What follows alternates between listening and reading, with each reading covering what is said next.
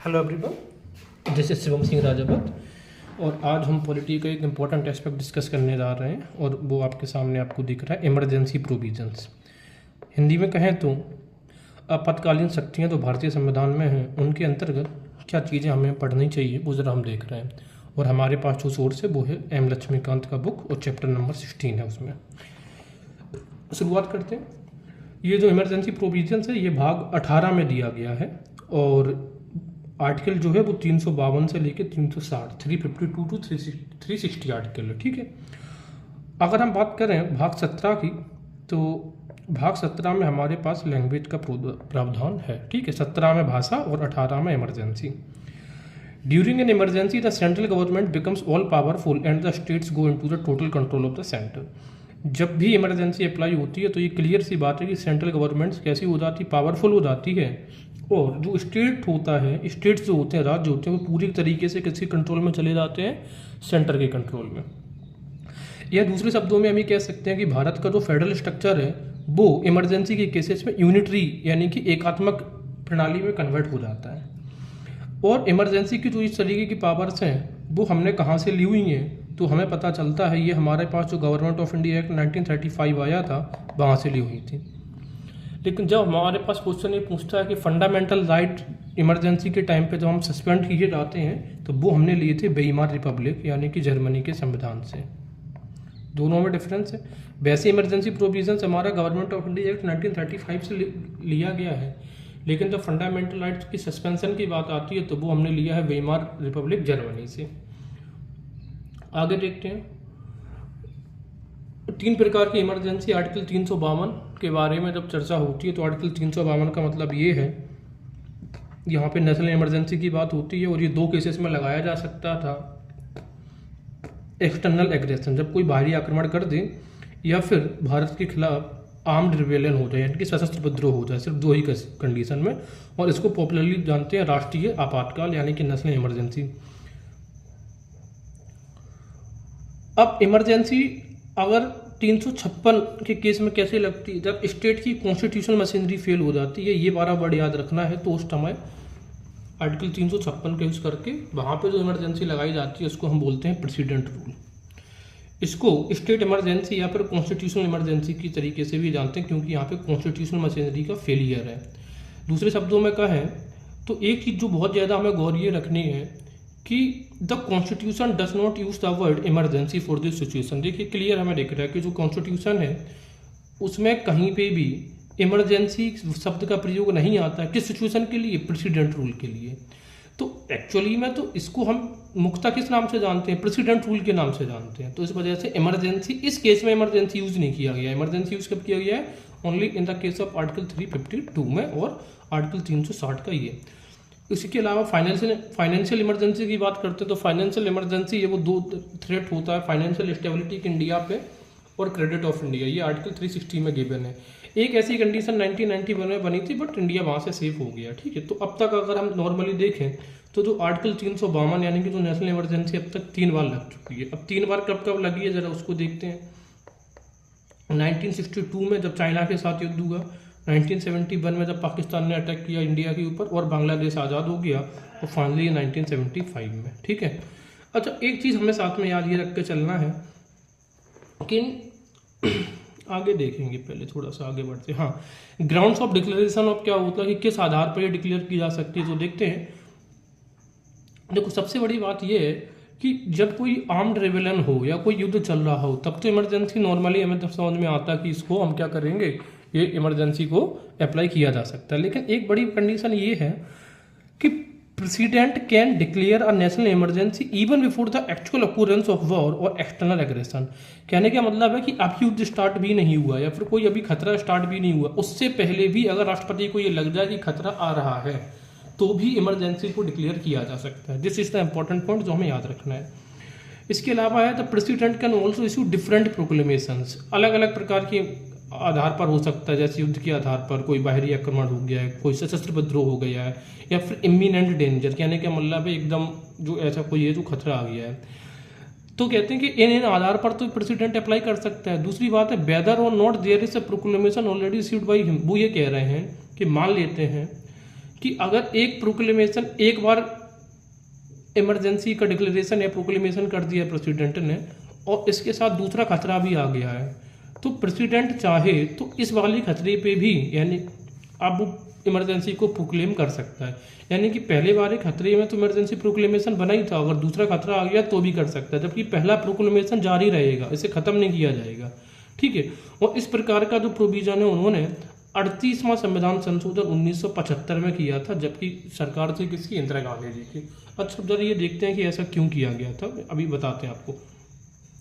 याद रखने का तरीका मैंने इसे ऐसे याद किया है कि आप ये कहेंगे कि एक इमरजेंसी चालू थी, दूसरी भी आ गई है, तो अब ऐसी अड़चन आ गई है कि फिर से इमरजेंसी क्या प्रोक्लेम करनी पड़ जाएगी। तो अड़चन आ गई है तो फिर से प्रोक्लेम करनी पड़ेगी, यानी कि एक इमरजेंसी लागू है और दूसरे के लिए भी प्रोक्लेमेशन हो गया है। ये जरा इश्यू देखते हैं क्या रहा था। ये देखो हमें ये पता है ये 3 इमरजेंसी लागू हुई हैं अब तक, 1962, 71 और 75। 1962 की तो ठीक है कहानी। देखो 1971 में जब इमरजेंसी लागू हो गई थी, प्रोक्लेमेशन हो गया था, इमरजेंसी की घोषणा हो गई थी, और ये इमरजेंसी अब तक खत्म नहीं हो पाई थी कि 1975 में भी दोबारा से इमरजेंसी को लागू कर दिया गया, और ये दोनों इमरजेंसी एक साथ खत्म हुई थी 1977 में। तो इंदिरा गांधी जी ने जब पावर में थी वो तभी ये रूल बना दिया था कि भाई देखो वो जानती थी कि उन्हें को अब इमरजेंसी बढ़ानी, उनको इमरजेंसी लगानी थी, तो उन्होंने क्या बोला कि देखो जो पहली इमरजेंसी चालू है ये तो ठीक है लागू रहेगी, आप दूसरी को भी प्रोक्लेम कर दो। तो ये अपनी इमरजेंसी लगाने के लिए इस प्रकार का उन्होंने संविधान संशोधन 38वां लाया था कि एक इमरजेंसी प्रोक्लेम्ड ऑलरेडी है और दूसरे का भी प्रोक्लेमेशन किया जा सकता है। ये 38वां संविधान संशोधन में उन्होंने लिखा। इसके अलावा ये है when a national emergency declared on the ground of war और एक्सटर्नल। तो ठीक है, एक्सटर्नल इमरजेंसी कब होगी, जब कोई बाहरी देश आक्रमण कर देगा, फिर भारत के खिलाफ आर्म्ड रेबेलियन हो जाएगा।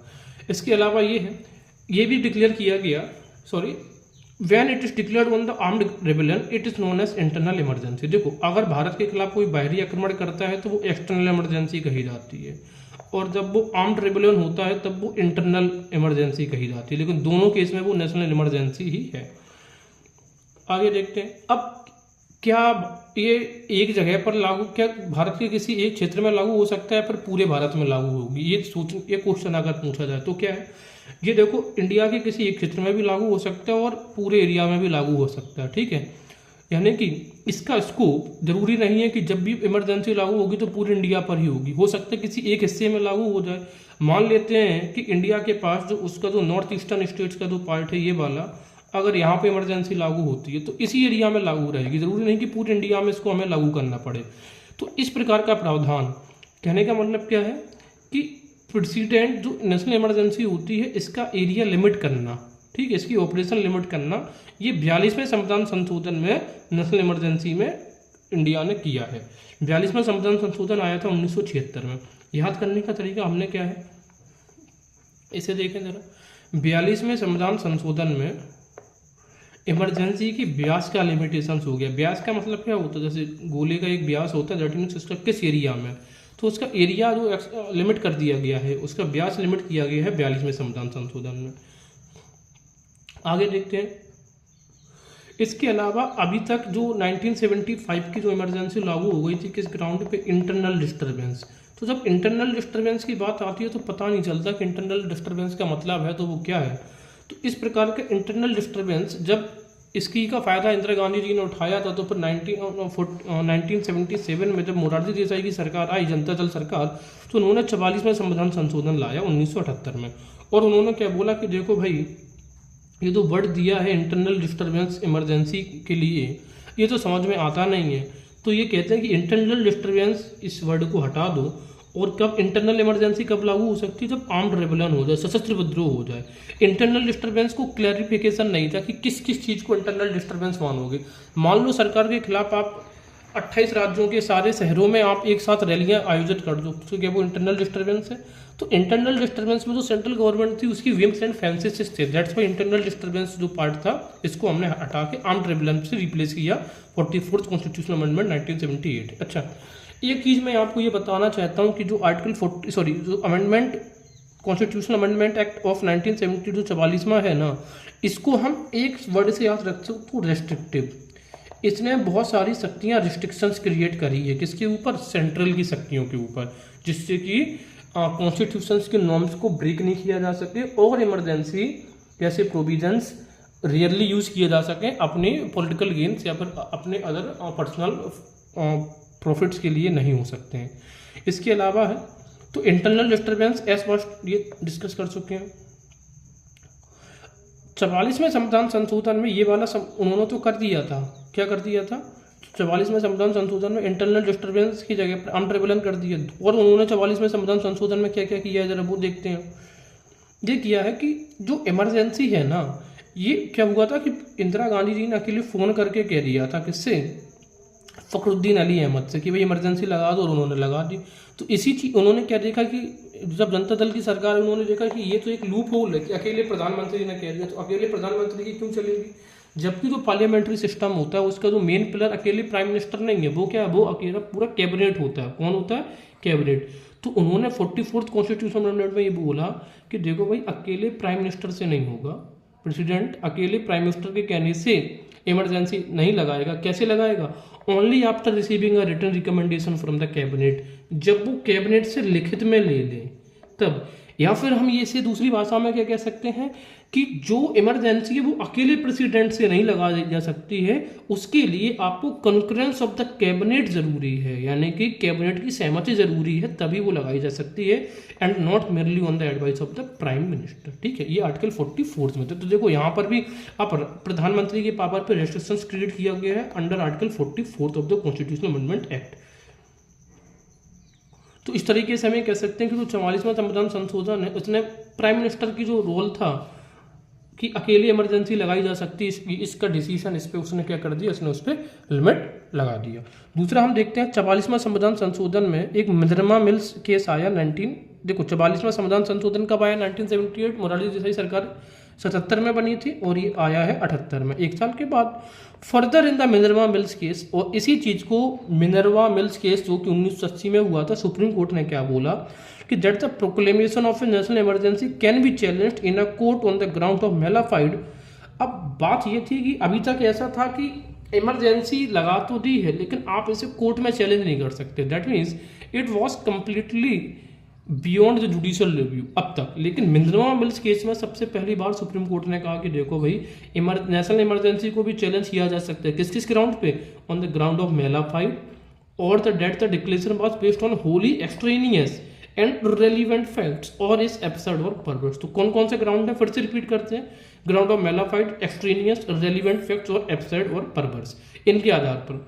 तो क्वेश्चन यही पूछा जाएगा कि नेशनल इमरजेंसी का भी रिव्यू किया जा सकता है या कोर्ट में चैलेंज की जा सकती है, किस कॉन्स्टिट्यूशन अमेंडमेंट में कहा गया था, कब कहा गया, तो आप बोलोगे मिनर्वा मिल्स केस 1980 में।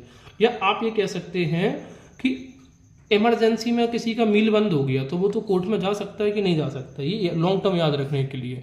और टेक्निकली इसको याद रखने के लिए कैसे कि 44 जब अमेंडमेंट आया था 1978 में, ठीक है ना, तो उसके बाद ही कोई केस आया होगा, उसी में इस चीज़ को एम्फेसिस किया गया, तो उसके बाद 1980 का मिनर्वा मिल्स केस आया था।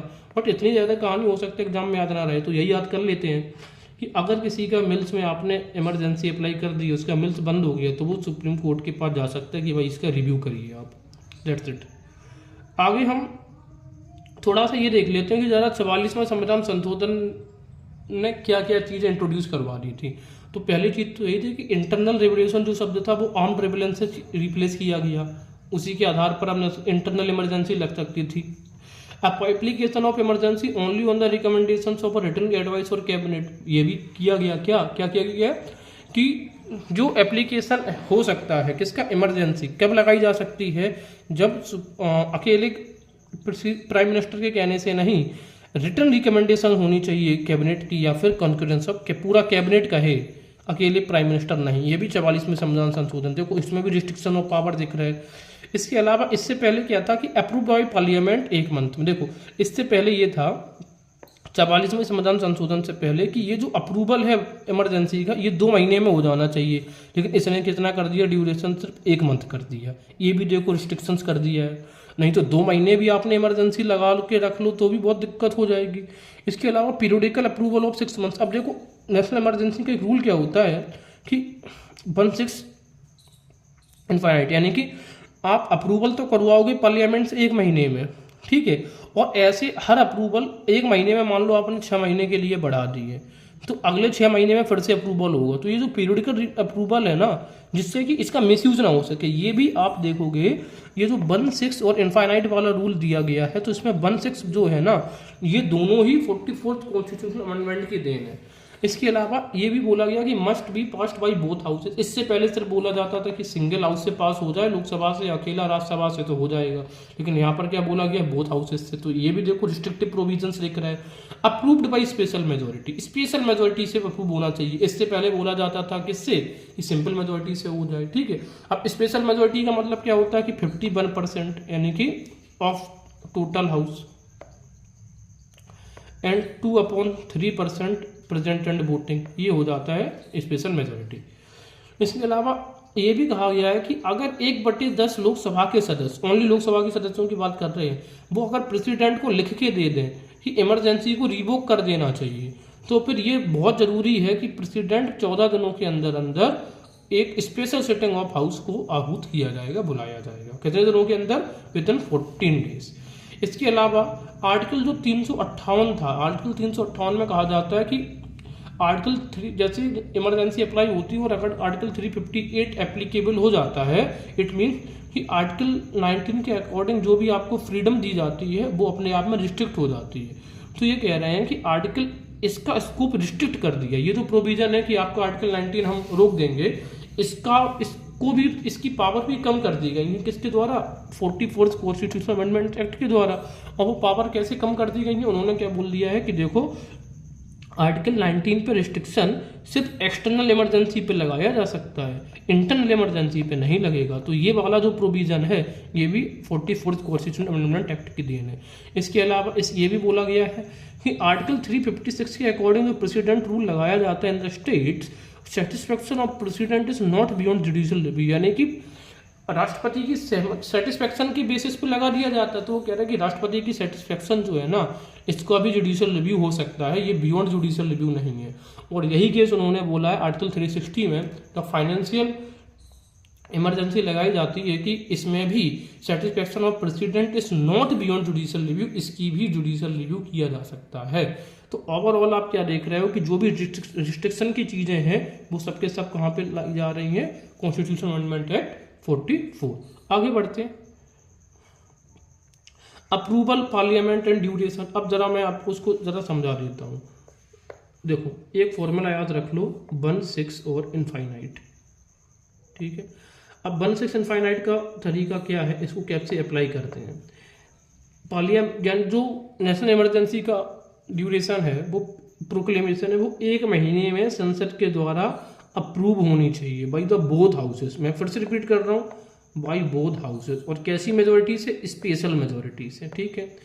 इसके अलावा जब एक बार अप्रूव हो जाता तो अगले ये 6 महीना तक चलेगा, और इसको हर 6 महीने में आपको अप्रूव करवाना पड़ेगा। वैसे ही बोथ हाउसेस और स्पेशल मेजोरिटी से, और ऐसा करके अनिश्चित काल तक चल सकती है, राइट। तो 1/6 इनफाइनाइट, एक महीने में अप्रूवल होना चाहिए पार्लियामेंट का पहली बार, इसके बाद हर 6 महीने में अप्रूवल होने चाहिए, और ऐसे अनिश्चित काल तक नेशनल इमरजेंसी को आप लागू कर सकते हैं। जैसे कि 1975 में नेशनल इमरजेंसी 2 सालों तक चली थी, ठीक है ना। आगे देखते हैं। हाँ, ये चीज़ क्लियर हो गई है हमारी। लेकिन मुझे ये चीज़ बताओ, जब यहाँ पर एक प्रोविज़न आपने ये कर दिया है बाई बोथ हाउसेस, ठीक है, तो अब बोथ हाउसेस में कौन कौन सा हाउस आ जाता है, लोकसभा, राज्यसभा। तो चलो राज्यसभा तो कभी सस्पेंड ही नहीं होता है, राइट। राज्यसभा कभी सस्पेंड नहीं होता, लेकिन मान लो तो ये अगर लोकसभा सस्पेंडेड चल रही है उस समय, दैट मीन्स इलेक्शंस होने हैं, तो फिर इस कंडीशन में क्या होगा, तो फिर ये कहते हैं कि जब लोकसभा बन जाएगा, तो न्यू लोकसभा जब आ जाएगी, उसका गठन हो गया, जिस न्यू लोकसभा की जो पहली सिटिंग होगी, फर्स्ट सिटिंग, उसके 30 डेज के अंदर इसको अप्रूवल मिल जाना चाहिए, अदरवाइज इसको नल एंड वॉइड मान लिया जाएगा, ठीक है ना। अब याद रखना है, न्यू लोकसभा के गठन से 30 दिन नहीं, लोकसभा की पहली सिटिंग से 30 दिन, यानी कि जब वो उनका सत्र चलने लगेगा उसके 30 दिन से, ठीक है। आगे बढ़ते हैं। तो ये चीज़ें हमें दिमाग में रखने योग्य हैं।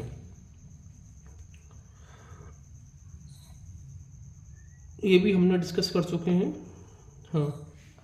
बोथ हाउसेज से होना चाहिए पास, ये भी हमने क्या देखा, special majority both houses, 44th amendment act है। अब बात करते हैं रिवोकेशन और प्रोक्लेमेशन कैसे हो सकता है। तो पहली चीज़ तो यही बता दिया था कि अगर 1/10 सदस्य प्रेसिडेंट से ये कह दें कि इसको रिटर्न में दे दें कि भाई आप इसको हटा दीजिए, प्रोवोक कर दीजिए, सुपर प्रेसिडेंट को विदिन 14 डेज में इस प्रकार की एक special meeting sitting of the house बुलानी पड़ेगी और उसमें आपको ये डिसीजन लेना पड़ेगा, ठीक है। अब एक चीज ये है कि अगर दूसरी चीज ये है कि रिजोल्यूशन ऑफ जो डिसअप्रूवल होता है उसके देखो दो आयाम है। जब इसको खत्म करना है तो दो तरीके से, पहली चीज ये है कि स्पेशल मेजोरिटी नहीं होता है, अब होता है सिर्फ ऑर्डिनरी मेजोरिटी से खत्म कर सकते हैं। और यहाँ पे सिर्फ काम चल जाएगा कि अगर सिर्फ ओनली लोकसभा से पास हो जाए, जबकि जब ये लगाया गया था तब क्या था, स्पेशल मेजोरिटी से लगाना चाहिए, अप्रूव करा जाएगा और बोथ हाउसेस ऑफ पार्लियामेंट इसको अप्रूव करेंगे। तो ये बेसिक डिफरेंस है। जब आप अप्रूव करोगे ना तब ज़्यादा प्रिकॉशंस बढ़ते जाएंगे, हटाने हैं तो कोई दिक्कत की बात ही नहीं है, ठीक है। तो जब आपको लगाना है तो स्पेशल मेजोरिटी से और बोथ हाउसेस, लेकिन जब आपको हटाना है तो ऑर्डिनरी मेजोरिटी और लोकसभा से ओनली। लेकिन अगर लोकसभा ने, देखो अब दूसरी चीज़ ये है कि दो केसेस में हटाया जा सकता है, चाहे तो प्रेसिडेंट अपने से भी हटा सकता है और चाहे तो लोकसभा का जो प्रपोजल है सिंपल मेजोरिटी से पास हो जाए। एक कंडीशन बस ये कि अगर लोकसभा ने पास कर दिया प्रपोजल तो प्रेसिडेंट बाउंड है हटाने के लिए, उसको हटाना ही पड़ेगा क्योंकि यहाँ पे लेजिस्लेचर सुप्रीम है इस केस में ना, दैट्स इट। और प्रेसिडेंट अपने से भी हटा सकता है। नेशनल इमरजेंसी के जो इफेक्ट्स है जरा वो देख लेते हैं। तो सबसे पहली बड़ी बात है कि एक तो इफेक्ट पड़ेगा एग्जीक्यूटिव जो रिलेशन है सेंटर एंड स्टेट्स के, दूसरा है लेजिस्लेटिव। तो क्या कहा जा रहा है जरा देखते हैं। During a national emergency the centre becomes entitled to give executive directions to a state on any matter, ठीक है। सीधी सी बात यह है कि किसी भी तरीके की एग्जीक्यूटिव डायरेक्शंस जो सेंट्रल गवर्नमेंट है वो स्टेट्स को दे सकती है। बस एक चीज याद रखना है, दो दे आर नॉट सस्पेंडेड। कहने का मतलब ये है कि जो स्टेट गवर्नमेंट्स होती हैं वो पूरी तरीके से complete control of the centre में होती हैं, बस उनको सस्पेंड नहीं किया जाता। भाई नेशनल इमरजेंसी लगी है तो स्टेट गवर्नमेंट्स को क्यों सस्पेंड करेंगे हम, क्योंकि स्टेट में तो फेलियर नहीं हुआ है ना कॉन्स्टिट्यूशनल मशीनरी का, तो स्टेट गवर्नमेंट कभी भी सस्पेंड नहीं होती है। कब? During the time of national emergency. Only चीज याद रखो। अगर हम लेजिस्लेटिव पावर्स की बात करें तो सीधी सी बात यह है, जो लेजिस्लेटिव पावर होती है इमरजेंसी के टाइम पे, the parliament becomes empowered to make laws on any subject mentioned in the state list.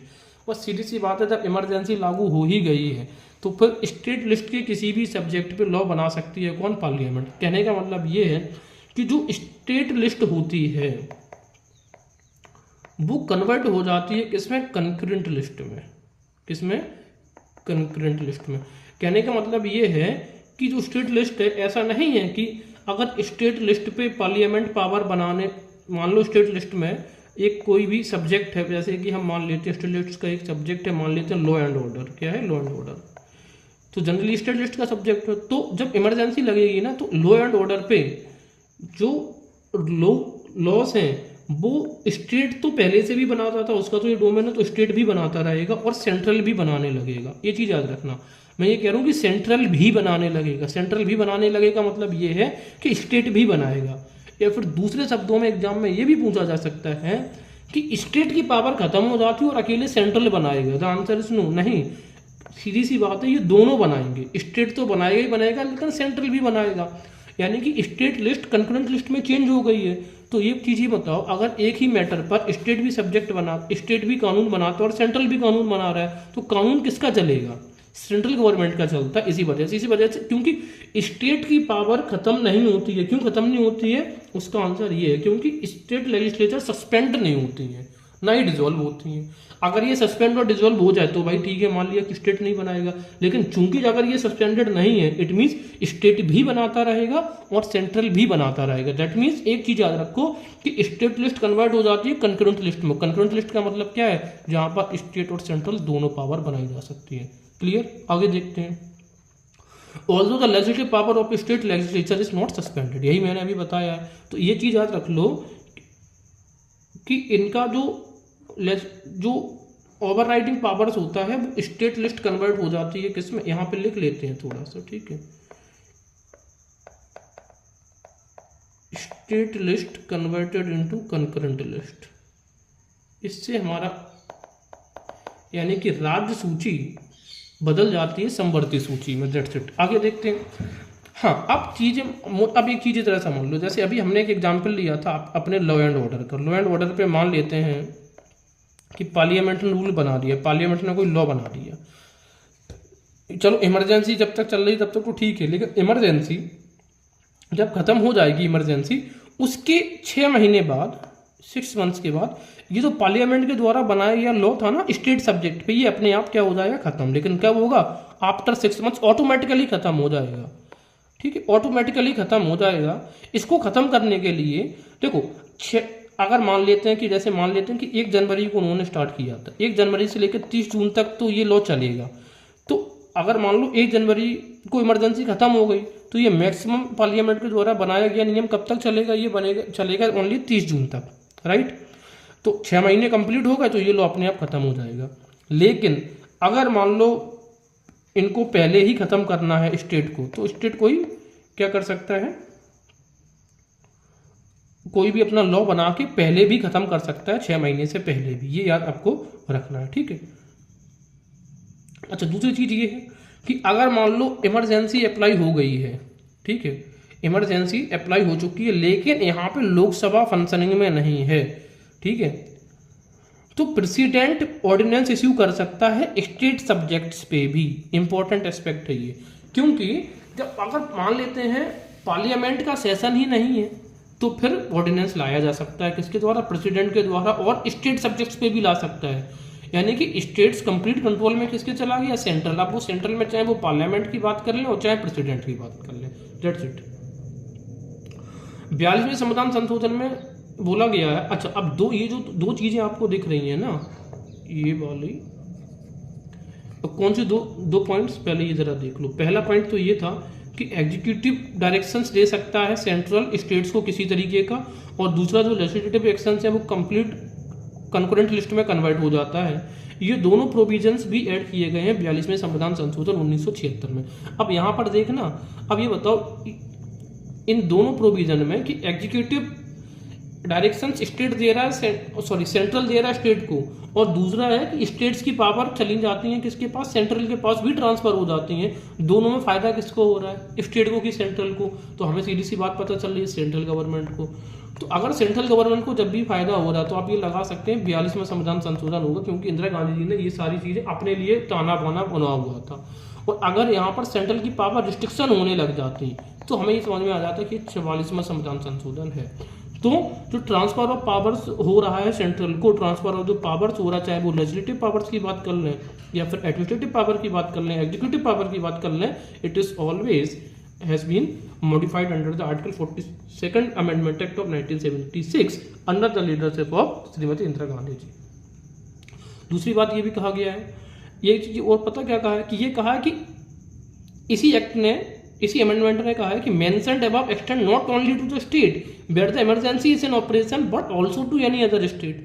वो कह रहा है कि मान लेते हैं कि अगर इमरजेंसी ये यूपी में लगी है, ओनली इमरजेंसी मान लेते हैं यूपी में लगी है, तो ये ऊपर जो दो प्रोविजंस है ना, ट्रांसफर ऑफ स्टेट्स, ये सब, तो यूपी की जगह ये एमपी में भी प्रोविजंस लागू हो सकते हैं, मतलब किसी भी स्टेट्स में लागू हो सकते हैं, यानी कि अदर स्टेट्स में। तो मुझे ये चीज़ बताओ, ये वाला जो प्रोविजन आपको दिख रहा है, ये फ्री हैंड दे रहा है सेंटर को कि नहीं दे रहा है, यानी कि सेंट्रल की पावर बढ़ रही है, और जब भी सेंटर की पावर बढ़ेगी तो वो हमारा 42वां संविधान संशोधन कहलाएगा। आई होप समझ में आ गई हो। ये बहुत यूनिक चीज़ है। हमें क्या लगेगा कि नहीं, अगर यूपी में है तो सिर्फ यूपी की ही शक्तियों में फिर बदल हो जाएगा। हमें क्या लगेगा, अगर यूपी में तो यूपी की शक्तियों में फिर बदल होगा, नहीं, यूपी की है तो एमपी में भी फिर बदल हो जाएगा। भाई ये गजब का प्रोविजन है। इन्हीं तरीके के प्रोविजंस को जो एग्जामिनर है वो टारगेट करते हैं। फाइनेंशियल इमरजेंसी में क्या होता है कि अगर फाइनेंशियल इमरजेंसी का प्रोक्लेमेशन है, दैट मीन्स, ठीक है, तो फाइनल इमरजेंसी में, फाइनेंशियल इमरजेंसी अगर प्रोक्लेमेशन हो तो president can modify the constitutional distribution of revenues between the centre and the states. Constitutional revenues की बात कर रहे हैं, कॉन्स्टिट्यूशनल डिस्ट्रीब्यूशन, संवैधानिक जो डिस्ट्रीब्यूशन होता है सेंटर और स्टेट्स के बीच में रेवेन्यूज का, उसको मॉडिफाई करने की वकालत कर सकता है कौन, प्रेसिडेंट, नॉट पार्लियामेंट। मैं क्या कह रहा हूँ, यहाँ पर यही घुमाएगा कि क्या पार्लियामेंट करेगी, नहीं, वो करेगा प्रेसिडेंट, ठीक है ना।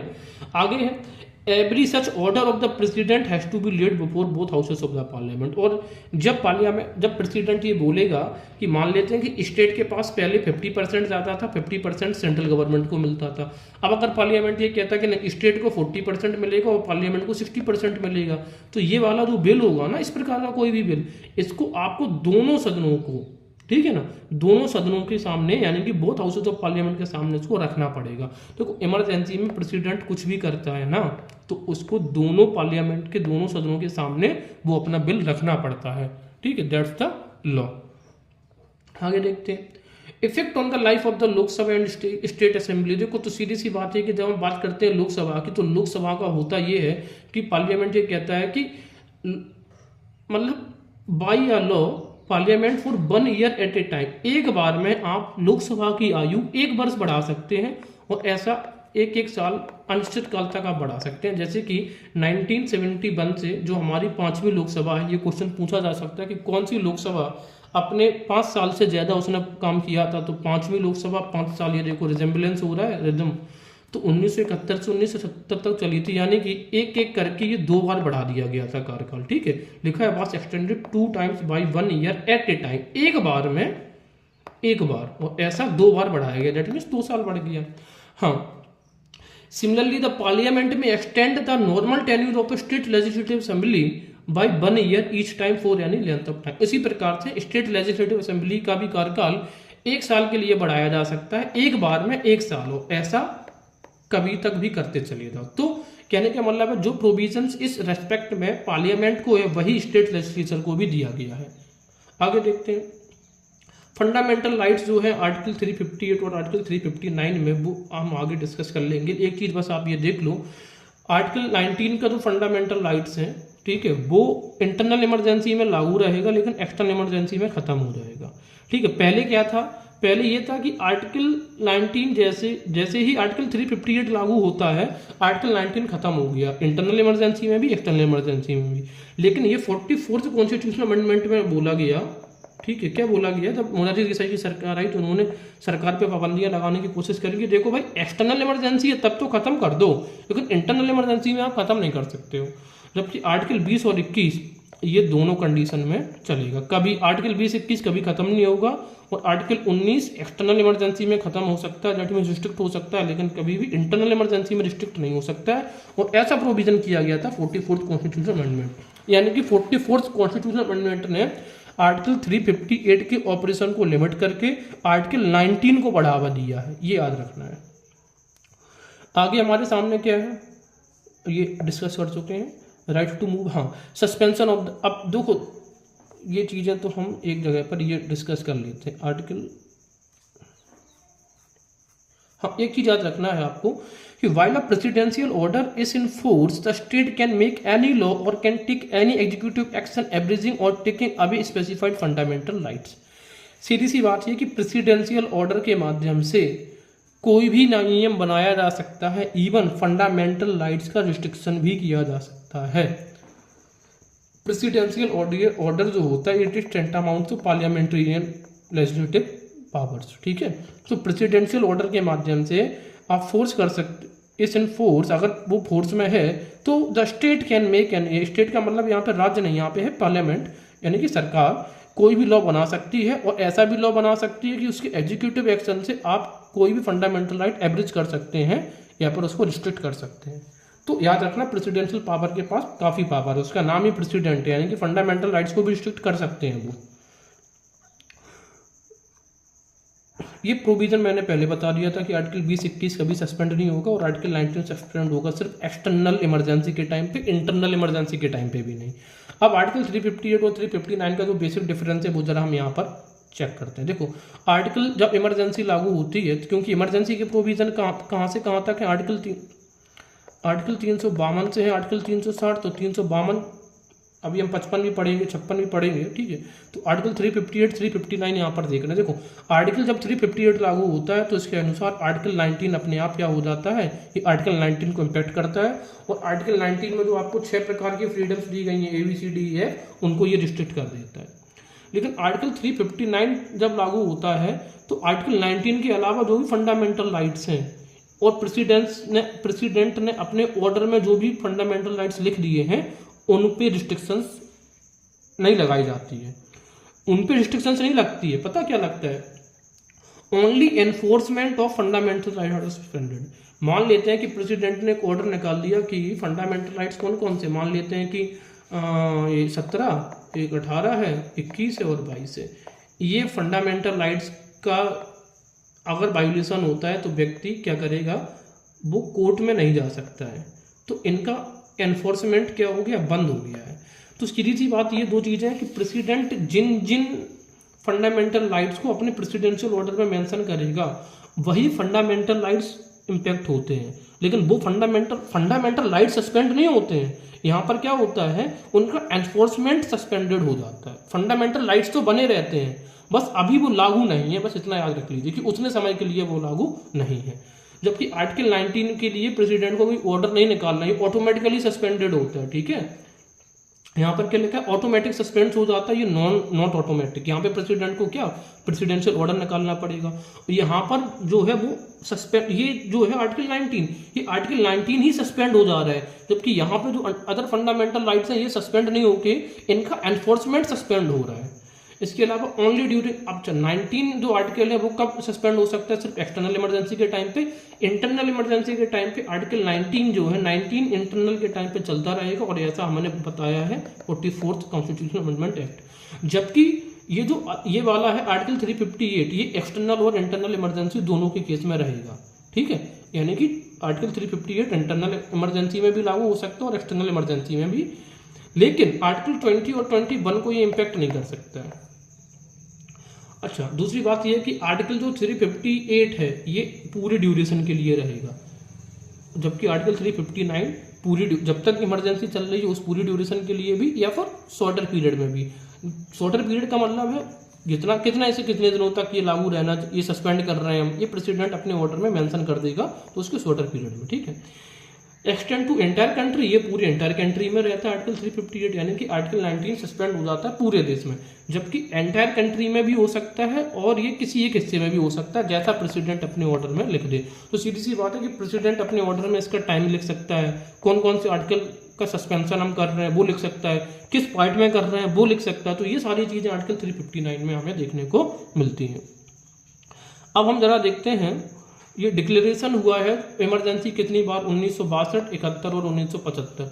1962 में हुआ था कब, चाइना ने अटैक किया था। 1971 में कब हुआ था, जब पाकिस्तान ने अटैक किया और बांग्लादेश का निर्माण हुआ। 1975 में कब, इंटरनल इमरजेंसी जब लगी थी armed disturbance, sorry internal disturbance की वजह से। तो 1962 का तो चलो ठीक है, 1971 और 75, देखो 1971 की में इमरजेंसी प्रोक्लेम हो चुकी थी और ये अभी खत्म नहीं हुई थी कि लगे हाथ 1975 की इमरजेंसी भी प्रोक्लेम हो गई, और ये दोनों मिलके और ऐसा जो प्रोविजन है कि एक इमरजेंसी लागू है और दूसरी इमरजेंसी भी अब डिक्लेयर कर दो, तो ये प्रोविजन है वो हमें पता है 38वां संविधान संशोधन 1975 जो है इंदिरा गांधी जी ने अपने लिए करवाया था फॉर हिट्स बेनिफिट। ठीक है, और ये दोनों इमरजेंसी फाइनली खत्म हो गई थी कब, 1977 में। तो ये दोनों इमरजेंसी एक साथ खत्म हुई हैं, 71 और 75 वाली।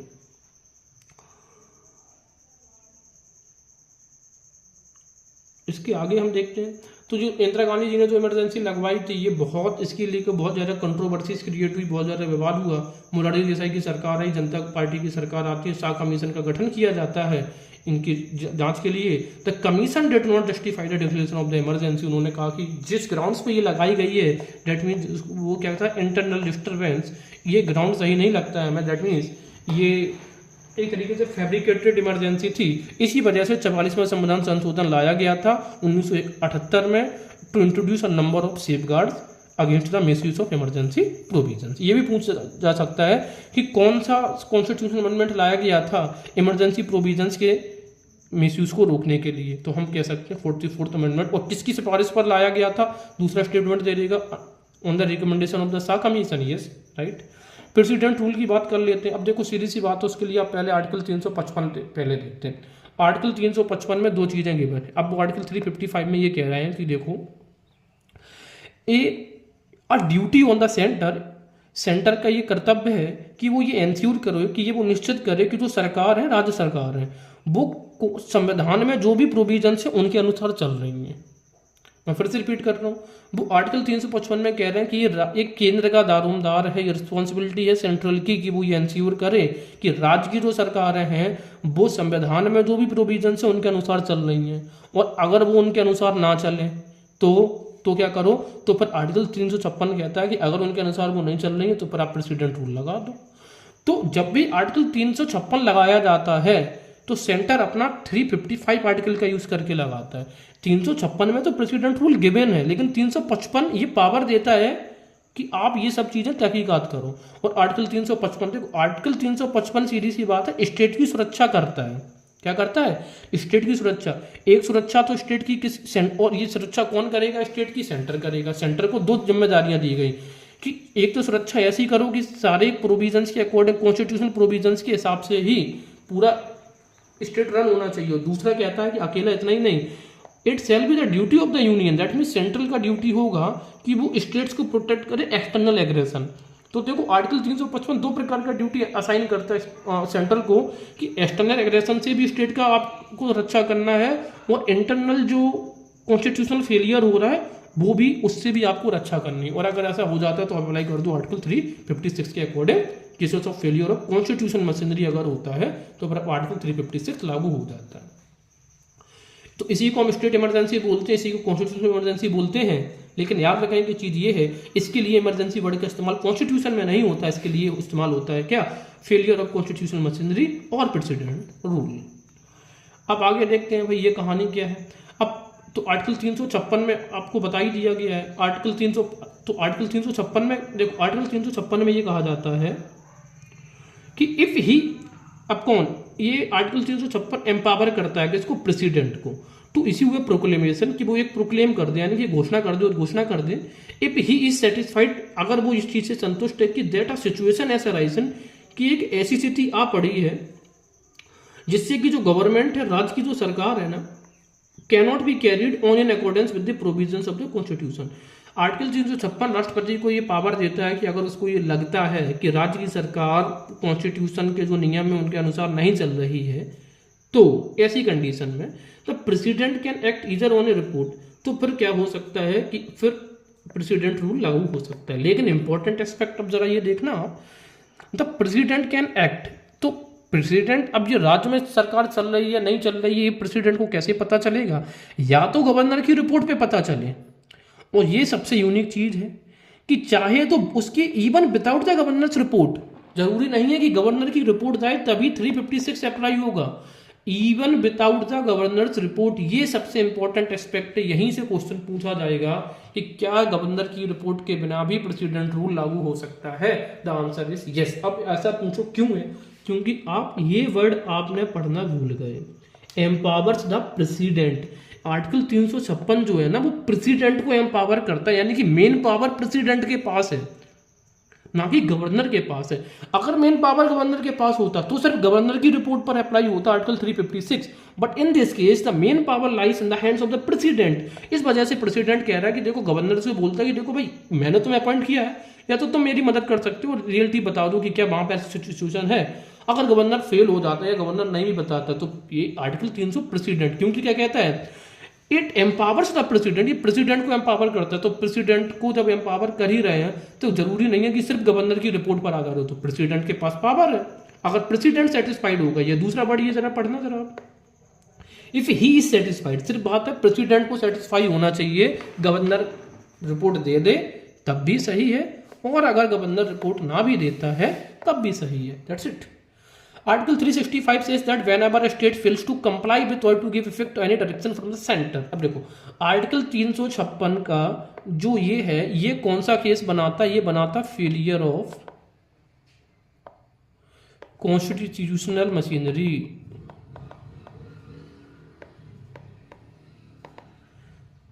तो आर्टिकल 356 में ये बोला गया कब प्रेसिडेंट रूल लागू होगा? जब राज्य में कॉन्स्टिट्यूशनल मशीनरी फेल हो जाए, और ऐसा किसे लगे? प्रेसिडेंट को लग जाए। लेकिन आर्टिकल 365 में क्या बोला गया है कि राष्ट्रपति कब लागू होगा? ये रूल कब लागू हो सकता है? Whenever a state fails to comply with or to give effect to any direction from the center।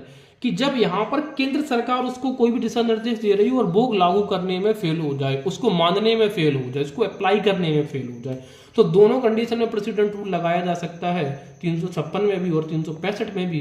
But 356 का केस है कॉन्स्टिट्यूशन मशीनरी को फेल होना चाहिए, यानी कि संविधान के अनुसार जो गाड़ी चलती है अगर वो फेल हो गई है, संविधान के प्रोविजंस नहीं माने जा रहे हैं, तो दूसरी तरफ यहाँ पे कहा जा रहा है कि स्टेट के दिशा निर्देश अगर राज्य नहीं मान रहा है तो that's it. Approval of parliament and approval and duration क्या है भाई, अब कहने का मतलब है कब, तो उसके लिए अपना ये फॉर्मूला तैयार रखो। जैसे हमने पढ़ा था किसका 1/6 इन्फानाइट पढ़ा था नेशनल इमरजेंसी के टाइम पे, कि पार्लियामेंट 1 महीने में इसको अप्रूव कर ले और ऐसा हर 6 महीने में करना पड़ेगा, अनिश्चित काल तक ऐसा किया जा सकता है। तो यहाँ पर क्या है प्रेसिडेंट के केस में अप्रूवल उससे होना चाहिए, किससे, हाउस से, यानी कि लोकसभा राज्यसभा में से, यानी कि पार्लियामेंट से 2 महीने में, और हर 6 महीने में इसको क्या होना चाहिए, पास होना चाहिए, और ऐसा मैक्सिमम आप 3 वर्षों तक कर सकते हैं।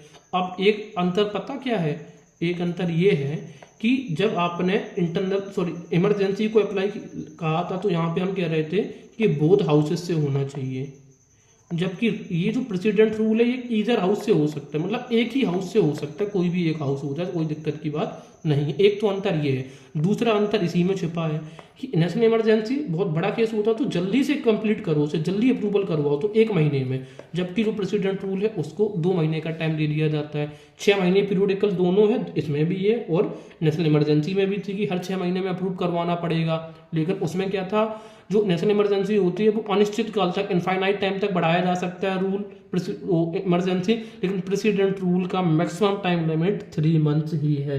ये भी क्वेश्चन एग्जाम्स में पूछा गया है, तो डिफरेंस हमने देख लिया है। और फिर से वही बात है कि Lok Sabha takes place during the period of 2 months without approving the proclamation, then the proclamation survives until 30 days from the first sitting of the Lok Sabha. अच्छा, दूसरी बात ये भी है कि अगर प्रेसिडेंट रूल 2 महीने में होना चाहिए, ठीक है, लेकिन उस समय लोकसभा नहीं चल रही है, तो क्या किया जाएगा, वो ये कहते हैं कि लोकसभा मतलब लोकसभा सस्पेंडेड है ही नहीं है, गठन ही नहीं हुआ है, तो क्या करेंगे, तो वो कह रहा है कि करेंगे, आप ये करेंगे कि जब तक ऐसा करो कि आप जब लोकसभा का गठन हो जाएगा ना, उसकी जो पहली सिटिंग हो जाएगी उससे 30 दिन के अंदर अंदर लोकसभा से पारित करवा लो, लेकिन उस टाइम तक provided the Rajya Sabha approves it in the mean time, उस टाइम तक राज्यसभा उसको पारित कर दे, ये दिमाग में रखना है, ठीक है। लोकसभा अभी नहीं है तो ठीक है, लेकिन राज्यसभा है तो राज्यसभा से जब तक पारित करवा लो, और जब लोकसभा का पहली सिटिंग हो जाएगी, लोकसभा का गठन होगा, पहली उसकी सिटिंग होगी, उसके 30 दिन में करवा लेना। तो ये वाला जो हमारे पास एस्पेक्ट है that provided the Rajya Sabha approves it in the mean time, यानी कि उस समय तक, यानी कि जब तक वो किससे अप्रूव करवा लो, आप राज्यसभा से अप्रूव आपको करवा लेना चाहिए।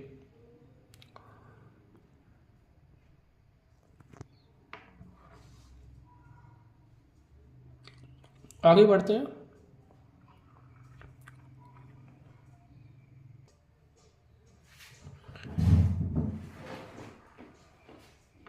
ये चीज़ें डिस्कस कर चुके हैं, हाँ ये भी डिस्कस कर लिया कि सिर्फ जो प्रेसिडेंट रूल है वो ईदर हाउस, दोनों में से किसी एक हाउस से आप अप्रूव करवा लो, ये बहुत ज़्यादा सही है, जरूरी नहीं है दोनों से। हाँ, फिर से वही बात है,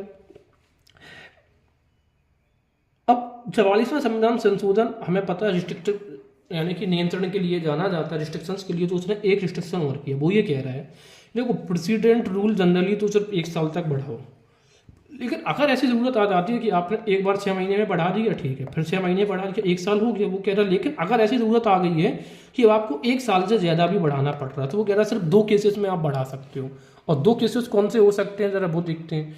पहला केस ये है कि प्रोक्लेमेशन जो इमरजेंसी का है वो कब, यानी कि राष्ट्रपति का जो प्रेसिडेंट रूल है वो कह रहा है 1 साल से ज़्यादा आप कब बढ़ा सकते हो, कि जब देश में नेशनल इमरजेंसी लगी हो, या तो ये पहला केस ये हो गया। दूसरा केस में है कि या तो इलेक्शन कमीशन को मस्ट पॉइंट पे याद रखो, must certify that the general election to the legislative assembly of the concern states can not be held on account of difficulties, कि ऐसी कोई विकट समस्या आ गई हैं, कोई विकट परिस्थितियां आ गई हैं कि उस राज्य की जो लेजिस्लेटिव असेंबली के इलेक्शन हैं वो उनको कंडक्ट नहीं करवाया जा सकता। These are the only 2 cases, ठीक है। और ऐसा रिस्ट्रिक्शन हमने कब दिया है? 44th amendment act. रिस्ट्रिक्शन आ गया यानी कि 44वां संविधान संशोधन आ गया, साफ बात ये है। दूसरी बात है, आप प्रोक्लेमेशन ऑफ प्रेसिडेंट रूल में be revoked by the president at any time by a subsequent proclamation. सब सीरीज की बात ये है, इस रूल का नाम ही है देखो प्रेसिडेंट रूल, सबसे बड़ी बात ये है। इसी वजह से यहाँ पे प्रेसिडेंट पावरफुल है, ठीक है। चाहे जब ये लगाई जाती है ना तब भी प्रेसिडेंट की ही मान्यता है, प्रेसिडेंट बस सेटिस्फाई हो जाए। हमने अभी क्या पढ़ा था, गवर्नर की रिपोर्ट आए या ना आए तब भी, गवर्नर रिपोर्ट कर दे तब भी, ना भी कर दे तब भी, क्योंकि बस प्रेसिडेंट का सेटिस्फेक्शन होना जरूरी है, ठीक है। और दूसरा, इसी तरीके से प्रेसिडेंट रूल अकेले प्रेसिडेंट जब भी उसका मन आएगा वो उसी को खत्म कर सकते हैं। इसी वजह से इसका नाम रखा गया कि प्रेसिडेंट का शासन है, कैसे लगाना है कैसे हटाना ये प्रेसिडेंट के हाथ में।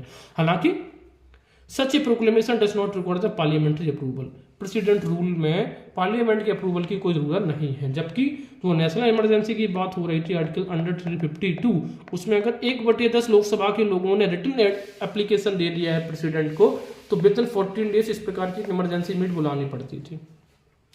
प्रेसिडेंट रूल के कॉन्सिक्वेंसेस क्या होते हैं? तो पहली बात यह है कि he can take up the functions of जो स्टेट गवर्नमेंट होती है उनके जो भी सारे फंक्शंस होते हैं चाहे एग्जीक्यूटिव अथॉरिटीज़ के या फिर स्टेट गवर्नमेंट के, वो किसके पास चले जाते हैं? प्रेसिडेंट के पास, क्योंकि प्रेसिडेंट रूल है। ही कैन डिक्लेयर, वो ये कह सकता है कि जो पावर होगा जो स्टेट लेजिस्लेचर के, वो अब किसके द्वारा? पार्लियामेंट उसको एक्सरसाइज करेगी, ठीक है। पार्लियामेंट को वो पावर दे सकता है, लेजिस्लेटिव पावर। इसके अलावा he can take all other necessary steps including the suspension of the constitutional provisions relating to any body or authority in the state. कोई भी देखो बॉडी हो स्टेट की, संवैधानिक बात कर रहे हैं, संविधान के अकॉर्डिंग उनकी स्थापना करी गई है, या फिर कोई अथॉरिटी हो स्टेट की, उनकी सस्पेंशन सारे वो सस्पेंड कर सकता है, ठीक है। और सारे के सारे पावर अपने हाथ में ट्रांसफर कर सकता है, लेकिन एक को छोड़ के, ये वाला।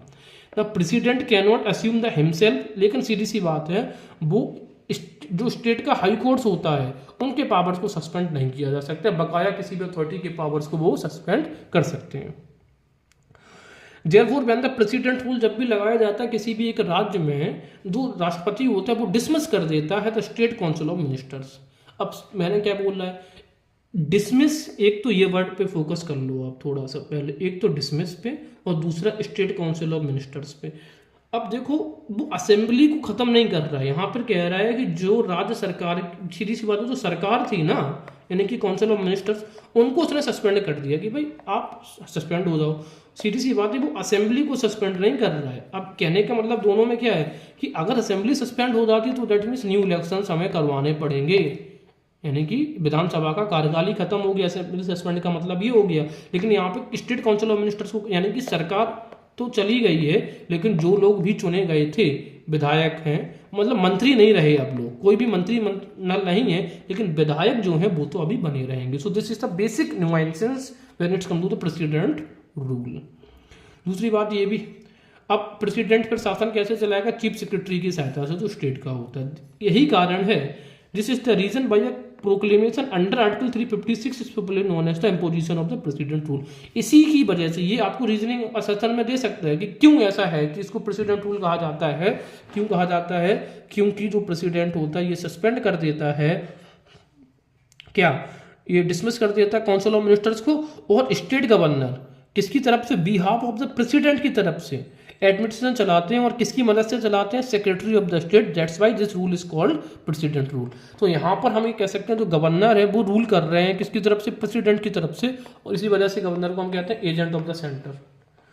हाँ, फर्दर ये भी कहा गया है द प्रेसिडेंट ईदर सस्पेंड। अच्छा, बाद के दिनों में क्या होता है, जो प्रेसिडेंट चाहे इधर सस्पेंड कर सकता है या फिर डिसॉल्व कर सकता है किसको? स्टेट लेजिस्लेटिव असेंबली को। देखो होता ये है, इसके जरा कंडीशन जरा आप देखते हैं।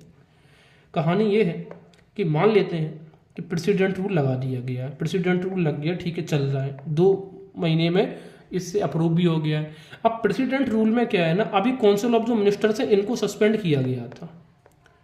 तो यहाँ पे मान लेते थे जो उत्तर प्रदेश है, ठीक है ना, उत्तर प्रदेश में जैसे मान लेते हैं 403 सीट है, तो 403 विधायक हैं, ये तो अभी बने ही है। तो पहले मान लेते हैं, यहाँ पर मान लेते हैं, अगर मान लो हाइपोथेटिकल एग्जाम्पल ले रहे हैं, जैसे मान लो बीजेपी गवर्नमेंट थी, तो अब इनकी काउंसिल ऑफ मिनिस्टर्स से पहले अब इनकी सरकार चली गई, ठीक है, इन्होंने कहा सरकार चली गई, इसका काउंसिल ऑफ मिनिस्टर सस्पेंड ये हुआ, दैट मीन्स गवर्नमेंट खत्म हो गई है। लेकिन ये 403 लोग विधायक रहेंगे, तो प्रेसिडेंट क्या करेगा, उसका ये दारोमदार बनता है, वो गवर्नर को ये बोलेगा कि आप इन 403 में से किसी लोगों से कहो कि क्या वो अपनी सरकार बनाना चाहते हैं। तो मान लेते हैं कि कोई समाजवादी पार्टी है, अगर वो अपनी सरकार बनाना चाहे तो वो दावा ठोक दे, अगर समाजवादी पार्टी ने अपनी सरकार बना ली तो कोई दिक्कत ही नहीं है, प्रेसिडेंट रूल हट जाएगा। लेकिन अगर समाजवादी पार्टी ने नहीं बनाई तो फिर वो कहेंगे कांग्रेस से कि भाई तुम बना सकते हो क्या, अगर कांग्रेस बना लेती है तो कोई दिक्कत ही की बात ही नहीं है। लेकिन अगर ऐसा केस हो जाए, हाँ तो लेकिन एक यहाँ पे एक चीज दिमाग में ये भी रखना है कि ऐसी कंडीशन में दोबारा से बीजेपी बना सकती है अपनी सरकार, वो बीजेपी कह रही है कि नहीं हम बना रहे हैं तो वो भी बना सकते हैं। देखो प्रेसिडेंट को इससे मतलब नहीं है कि बीजेपी बना रही है, समाजवादी पार्टी बना रही है, फिर कांग्रेस बना रही है। प्रेसिडेंट को सीधी सी मतलब है कि संविधान में जो प्रोविजंस दिया गया कि राज्य सरकार के द्वारा चलाया जाएगा, तो बस सीधी बात है भाई सरकार तो बन जाए कोई ना कोई, राज्य चलने लग जाएगा, हमें इससे मतलब है। लेकिन तो सीधी सी बात है, प्रेसिडेंट गवर्नर के माध्यम से हर संभव कोशिश ये करता है कि कोई ना कोई सरकार बना ले, जिससे कि प्रोविजंस जो कॉन्स्टिट्यूशन का है वो चालू हो जाए। लेकिन इनमें से ये सब मना कर दे रहे हैं, कह रहे हैं कि हम नहीं बनाएंगे, हम नहीं बना रहे, हम नहीं बना रहे। तो जब ऐसी कंडीशन हो जाती है कि कोई नहीं बना सकता है, असेंबली इसको हम एक तरीके से हंग हो गई, असेंबली किसी के पास मेजोरिटी ही नहीं है, तो पर प्रेसिडेंट कहता है कि भाई देखो अभी तक हमने सरकार खत्म करी थी, कोई सरकार नहीं बना रहा है, तो ऐसा करो ये वाली जो असेंबली है यही हम क्या करते हैं, ये पूरी असेंबली खत्म कर लेते हैं और री इलेक्शन करवा दो, दोबारा से चुनाव होंगे, कोई भी व्यक्ति आएगा तो फिर वो अपनी सरकार बनाएगा। दैट मीन्स क्या है, मेन जो कॉन्सेप्ट है वो है गवर्नमेंट बननी चाहिए, क्योंकि गवर्नमेंट बनेगी तो वही संविधान के प्रोविजन के अनुसार चला जाएगा। क्योंकि संविधान में प्रोविजन क्या है, जो राज्य है ना वो राज्य सरकार के द्वारा चलाया जाना चाहिए। इसी कंडीशन में तो राष्ट्रपति होता है, उसकी हर संभव कोशिश होती है कि राज्य में राज्य सरकार रहे।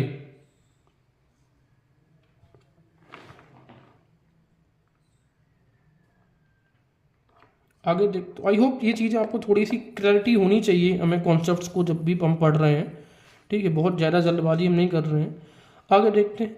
हाँ, अब एक चीज़ और याद रखने हमें क्या, तो हमने क्या देखा है कि अगर प्रेसिडेंट फेल हो जाता है कि कोई व्यक्ति भाई सरकार नहीं बना रहा है, तो फिर वो पहले तो वोट सस्पेंड करता है काउंसिल ऑफ मिनिस्टर को या असेंबली को, और डिसॉल्व भी कर सकता है। डिसॉल्व कर दिया दैट मीन्स री इलेक्शन हो जाएंगे।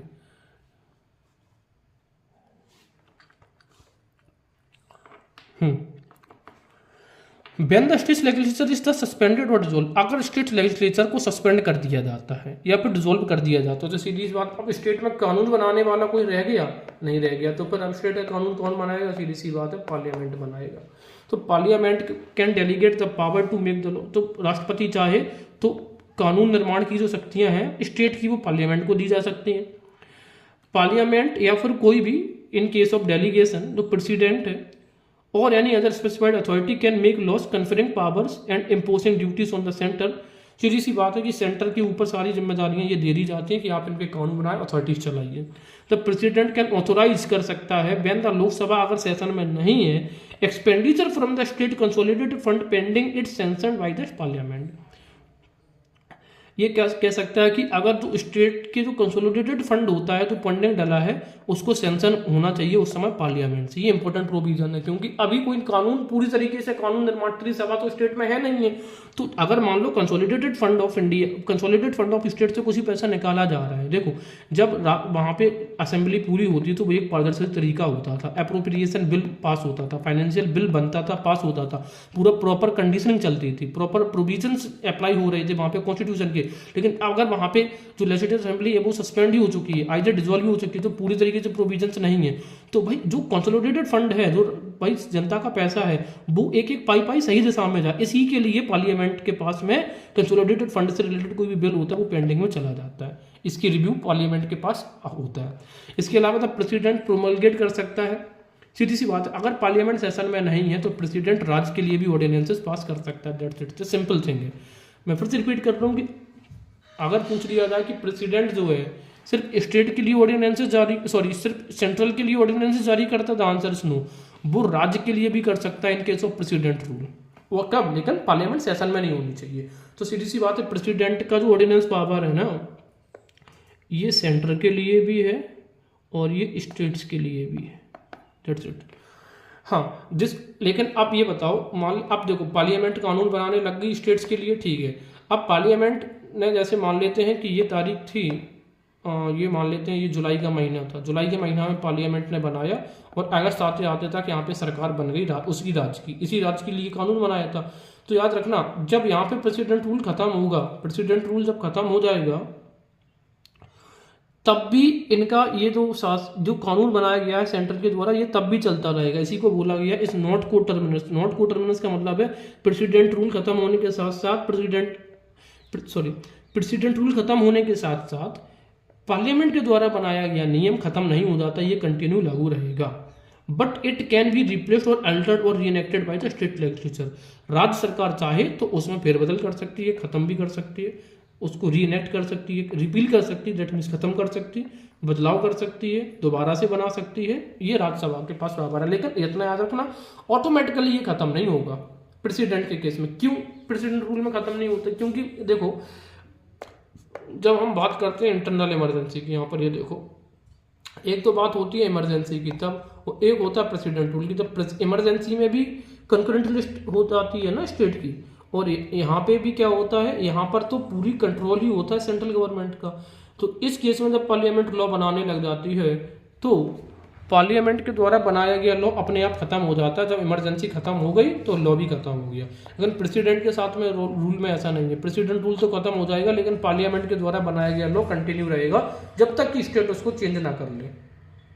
दैट मीन्स यहाँ पर जो है वो को टर्मिनस वाला कॉन्सेप्ट लागू होता है, यहाँ पर को टर्मिनस नहीं। क्यों लागू होता है? क्योंकि ये तो स्टेट की गलती थी, एक्चुअल में स्टेट ने अपनी पावर्स को आप मैनेज नहीं कर पाया। तो फिर पार्लियामेंट कहती है जब आपने मैनेज नहीं कर पाया, इतना सारा रिसोर्सेस गया, ध्यान गया, तो फिर आप हमारा ही लॉ कंटिन्यू करिए, आइदर पर आप उसको बाद में हटा दो। आगे बढ़ रहे हैं। हाँ, ये तो बता दिया कि प्रेसिडेंट स्टेट हाई कोर्ट की अथॉरिटी को सस्पेंड नहीं कर सकता, ना ही इसके प्रोविजंस अपने पास में ले सकता है, जबकि वो अदर अथॉरिटीज़ या फिर बॉडीज़ के साथ में उसके सस्पेंशन, इसके प्रोविजंस को सस्पेंड कर सकता है। आर्टिकल 356 बहुत बार यूज हुआ है भाई, बस इतना याद रख लो। पहली बार प्रेसिडेंट रूल इस्तेमाल हुआ था पी से प्रेसिडेंट रूल, पी से पंजाब, कब 1951 में। इसके अलावा एक एसआर बोम्मई केस है 1994 का, उसमें दो चीज़ें कही गई थी कि जो सेकुलरिज्म है ना, ये बेसिक फंडामेंटल फीचर है आपकी कॉन्स्टिट्यूशन का, बेसिक फीचर है। दैट मीन्स इसको आप छिड़खानी नहीं कर सकते, और इसी आधार पे कहा गया था चूंकि ये बेसिक फीचर है, इसी वजह से अगर कोई भी स्टेट गवर्नमेंट, ये वाला आप देखो, अगर कोई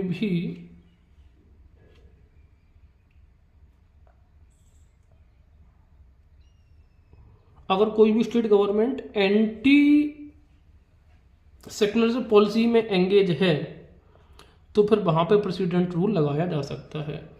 ठीक है, सीधी सी बात ये देख लो, ये आगे भी प्रोविजन मिलेगा कि सेकुलर फीचर है, basic feature, secularism is a basic feature, ये कहा गया मुंबई केस में 1994 में। इसी आधार पे अगर कोई president rule can be applied in case of state fails to preserve secular credentials या फिर एंटी सेक्युलर पॉलिसी या एक्टिविटीज। अगर कोई भी एंटी सेकुलर एक्टिविटीज कोई भी स्टेट लागू कर रहा है तो वहां पे प्रेसिडेंट रूल लगाया जा सकता है। ठीक है, और क्वेश्चन पूछा जाएगा कि सेकुलरिज्म को बेसिक फीचर माना गया कॉन्स्टिट्यूशन का, किस केस में? तो एसआर मुंबई केस में। इसके बाद हमारा जो पढ़ने के लिए, हाँ ये जरा और देख ले, आर्टिकल 44 में 44th कॉन्स्टिट्यूशनल अमेंडमेंट एक्ट में कहा गया था कि जो प्रेसिडेंट की जो सेटिस्फेक्शन है ना, किस किस केस में? आर्टिकल 356 में भी और आर्टिकल 360 में भी। क्योंकि यहाँ पे क्या बोला गया था कि आर्टिकल 356 में प्रेसिडेंट अगर सेटिस्फाई हो जाए तो फिर वो प्रेसिडेंट रूल लगा सकता है, और यहाँ पे भी बोला गया कि अगर प्रेसिडेंट सेटिस्फाई हो जाए तो वो फाइनेंशियल इमरजेंसी लगा सकता है। तो कह रहा है कि जो प्रेसिडेंट की जो सेटिस्फेक्शन है ना, ये जुडिशियल रिव्यू से ज़्यादा नहीं है। दैट मीन्स जुडिशियल रिव्यू के बाहर नहीं है। इट मीन्स इसकी का भी जुडिशियल रिव्यू हो सकता है। सीधी सी बात ये है कि यहाँ पर आप देखो सेंटर पे भी रिस्ट्रिक्शंस लगा रहे हैं, सेंटर पे रिस्ट्रिक्शंस लगाया जाएगा तो 44th कॉन्स्टिट्यूशनल अमेंडमेंट एक्ट आएगा। और एसआई मुंबई केस में उन्होंने क्या बोला?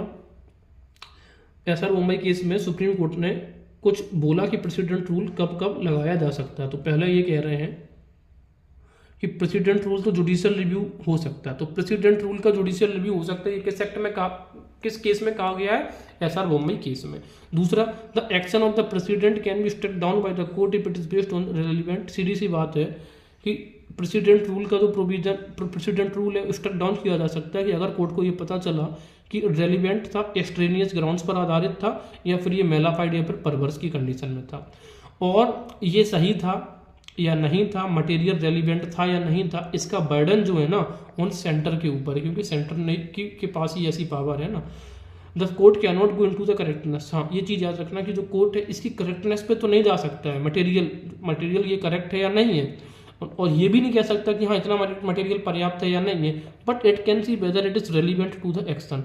सीधी सी बात है, वो रेलिवेंट बात करेगा कि हाँ अगर ऐसा हो तो ऐसा हो सकता है या नहीं।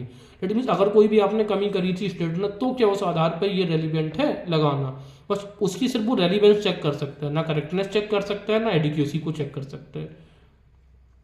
अगर कोर्ट को ये लग जाए कि प्रेसिडेंशियल जो प्रोक्लेमेशन था वो अनकॉन्स्टिट्यूशनल था, तो कोर्ट की पास ये पावर है कि जो डिसमिस हुई थी जो स्टेट गवर्नमेंट, उसको दोबारा से रिस्टोर कर सकता है और रिवाइव कर सकता है अगर स्टेट लेजिस्लेटिव असेंबली को सस्पेंड और डिसॉल्व कर दिया गया होगा।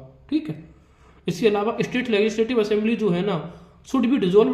अब ये भी इन्होंने क्या कहा कि जो स्टेट लेजिस्लेटिव असेंबली है, देखो इसको पास कराने का टाइम प्रेसिडेंट रूल पार्लियामेंट से कब पास होना चाहिए? 2 महीने में। तो कह रहे हैं कि उन 2 महीने में ना स्टेट लेजिस्लेटिव असेंबली को आप क्या करें, सस्पेंड नहीं कर सकते हैं। ठीक है, सॉरी, स्टेट लेजिस्लेटिव असेंबली को आप सिर्फ सस्पेंड कर सकते हैं, इसको डिसॉल्व नहीं कर सकते हैं। डिसॉल्व का मतलब डेट मीन्स री इलेक्शन हो जाएगा, तो सिर्फ सस्पेंड रखिए, क्योंकि और कोशिश करो कि यहाँ पर कोई ना कोई सरकार बन जाए जिससे कि आपको बार बार री इलेक्शन ना करवाने पड़ता। तो मेन फोकस जो होना चाहिए वो सरकार बनाने पर होना चाहिए।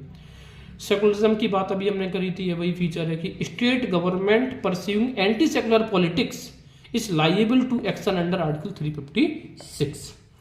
The question of the state government losing the confidence of the legislative assembly should be decided. अच्छा, दूसरी बात ये है कि स्टेट गवर्नमेंट के पास कॉन्फिडेंस है या फिर उन्होंने जनता का कॉन्फिडेंस खो दिया है, इसका निर्णय कहीं नहीं होगा। इसका निर्णय सिर्फ एक जगह पर हो सकता है, और वो जो जगह है वो है on the floor of the house.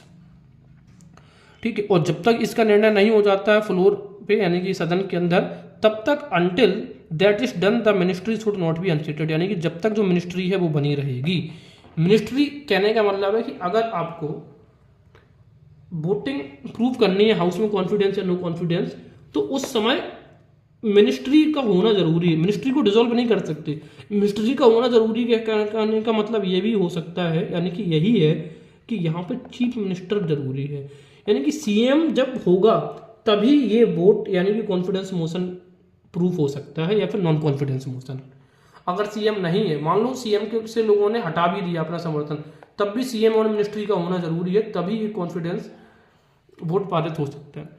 जहाँ पे एक नई पॉलिटिकल पार्टी असीम होती है सेंटर में, ये जरूरी नहीं है कि वो दूसरे स्टेट्स में अगर मान लो उनके विपरीत की कोई भी पॉलिटिकल पार्टी की सरकार है तो उसको हटा दी है, तो बिल्कुल सरल सी बात है, ऐसा नहीं हो सकता। हाँ, द पावर जो है under article 356 is an exceptional power है and should be used only occasionally. भाई ये एक्सेप्शनल है, हमेशा इस्तेमाल नहीं करना है, कभी कभार इस्तेमाल करना है, वरना संविधान वो कैसी चीज़ें प्रॉपर काम कर पाएंगे।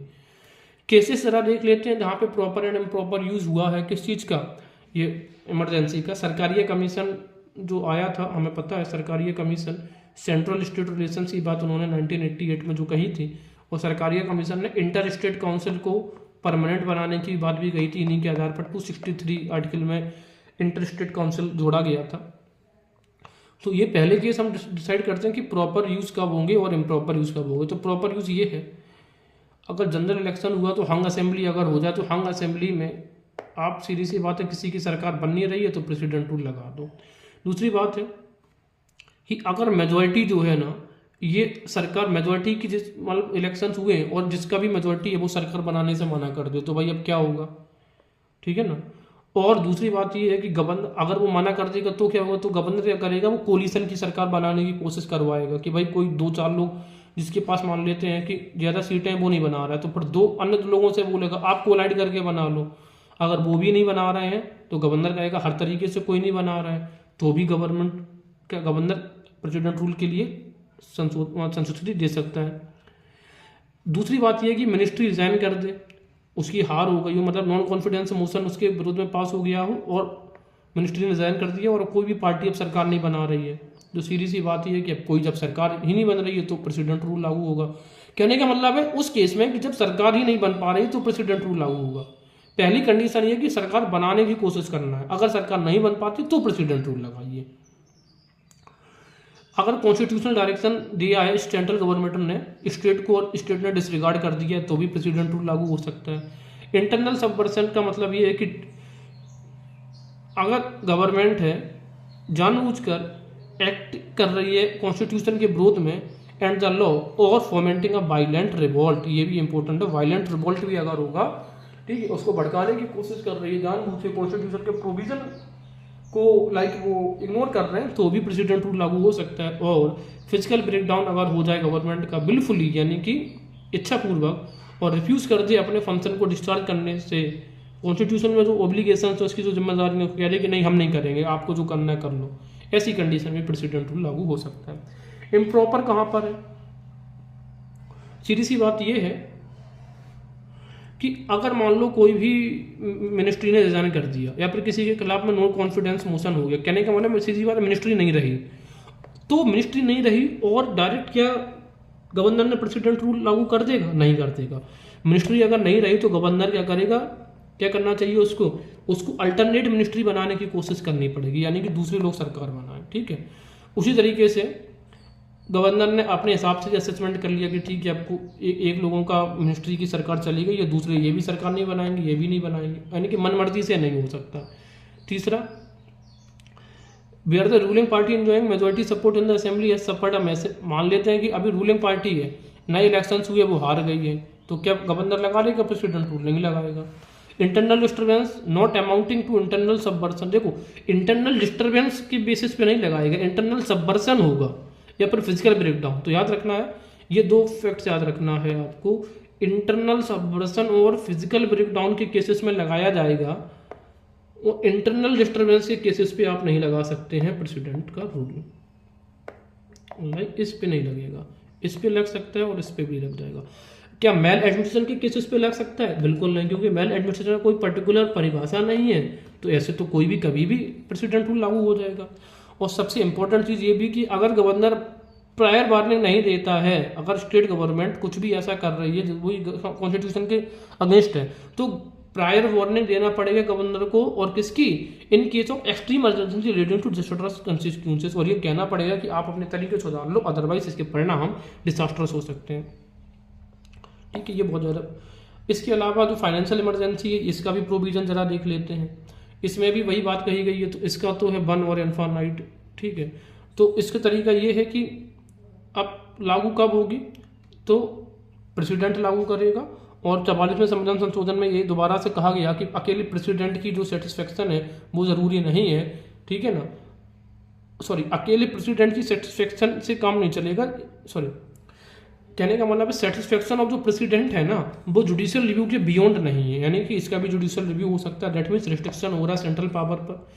पार्लियामेंट्री अप्रूवल कब होना चाहिए? 2 मंथ में होना चाहिए, और इस सबसे इंपॉर्टेंट बात है इसको बार बार अप्रूव नहीं करवाना, इसको जो पीरियोडिकल जो अप्रूवल होता था हर 6-6 महीने में 352 और 356 के केस में, वो इस वाले केस में नहीं है, सिर्फ 2 महीने में करवा लो और अनिश्चित काल तक ये चलती रहेगी। दूसरी बात है, ये सिंपल है, must be approved by both houses of parliament, इसको दोनों हाउसेस से ये आपको पारित करवानी पड़ेगी, सीधी सी बात है। जो नेशनल इमरजेंसी है और जो फाइनेंशियल इमरजेंसी है दोनों हाउसेस से पारित होगी, ठीक है। जबकि जो होता है क्या, प्रेसिडेंट रूल जो है वो सिर्फ एक हाउस से पारित हो सकता है, इधर हाउस, किसी भी एक हाउस से। इसके अलावा हाँ वही बात है कि जो फाइनेंशियल इमरजेंसी का मैक्सिमम पीरियड कुछ नहीं है, और यहाँ पर आपको रिपीटेड जो पार्लियामेंट अप्रूवल है वो आपको नहीं करवाना है, सिर्फ आप 2 महीने में अप्रूव करवा लो, वो भी दोनों हाउस से, 2 महीना दोनों हाउस। इसके अलावा यही रिजोल्यूशन अप्रूवलिंग जो होता है ना वो सिंपल मेजोरिटी से होगा, ठीक है। A resolution approving the proclamation of financial emergency can be passed by either house of parliament only by a simple majority से पास होगा। रिजोल्यूशन, जो रिजोल्यूशन की बात, देखो 2 चीज़ें हैं यहाँ पर, एक तो प्रोक्लेमेशन है, तो प्रोक्लेमेशन तो होगा 2 महीने में और दोनों हाउस में, लेकिन जो रिजोल्यूशन होता है वो इधर हाउस, रिजोल्यूशन किसी का भी है, देखो किसी भी इमरजेंसी का रिजोल्यूशन है ना उसका केस इधर हाउस ही रहेगा, लेकिन प्रोक्लेमेशन रहता है बोथ हाउसेस। प्रोक्लेमेशन कैसा है? Both houses. प्रोक्लेमेशन जो उद्घोषणा हुई है उसको पारित करवाना जरूरी है, पर रेजोल्यूशन तो किसी एक हाउस से भी होता है, कोई दिक्कत नहीं। और क्या था? सिंपल मेजोरिटी से। और यहाँ पर क्या था? यहाँ पे जो प्रोक्लेमेशन हो रहा था ना, तो वो अप्रूव हो रहा था दोनों हाउसेस से 2 महीने में। तो मैं एक बार आपको फिर से बताता हूँ। देखो, 2 चीज़ें होती हैं, एक है प्रोक्लेमेशन और एक है इसी प्रोक्लेमेशन का रेजोल्यूशन। तो प्रोक्लेमेशन इंपॉर्टेंट होता है इस वजह से, ये जनरली स्पेशल मेजोरिटी से होता है और ये बोथ हाउसेस से होता है। और जनरली ये सिंपल मेजोरिटी से हो जाता है और ईदर हाउस यानी कि किसी भी एक हाउस से हो जाता है। ठीक है, चलिए आगे बढ़ते हैं। फाइनेंशियल इमरजेंसी के जो इम्पैक्ट है वो क्या क्या है हमारे सामने, वो वही है। एग्जीक्यूटिव अथॉरिटी होती है सेंटर की, तो डायरेक्शन दे सकता है स्टेट को। कौन? सेंटर दे सकता है, याद रखिएगा, सेंटर डायरेक्शंस देगा, ना कि राष्ट्रपति इस केस में। कि directions to any state to observe such canons of financial propriety as may be specified in the directions, कि भाई आप अपना हिसाब किताब से खर्चा करो। Such other directions to any state as the president may deem necessary and adequate for the purpose. और भी ऐसे डायरेक्शंस दे सकता है जो प्रेसिडेंट को सही लगते हैं। इसके अलावा ये भी उसको स्टेट को ये भी डायरेक्शन दिए जा सकते हैं कि अपनी जो सैलरी होती है, जो अलाउंसेस होते हैं किसी भी क्लास के लोगों को, पर्सन जो स्टेट में सर्व कर रहे हैं, स्टेट कर्मचारियों को, वो कम कर दिए जाएं। और the reservation of all money bills और other financial bills for the consideration of the president after they are pass by the legislatures of the state. ये इंपॉर्टेंट है कि आप अपने मनी बिल, फाइनेंशियल बिल यानी कि कंसिडरेशन के पास governor भेजेगा, तो किसके पास? प्रेसिडेंट के पास। इसके अलावा अब प्रेसिडेंट इश्यू कर सकता है कुछ डायरेक्शंस। क्या कर सकते हैं? वो कहते हैं प्रेसिडेंट की ऑल और एनी क्लास ऑफ पर्सन्स, यानी कि जो भी कर्मचारी स्टेट में सर्व कर रहे हैं, रिड्यूस करो उनकी सैलरी। और ऑल और any class of person serving the union. अब ये इंपॉर्टेंट एस्पेक्ट है, यूनियन की बात आ गई है।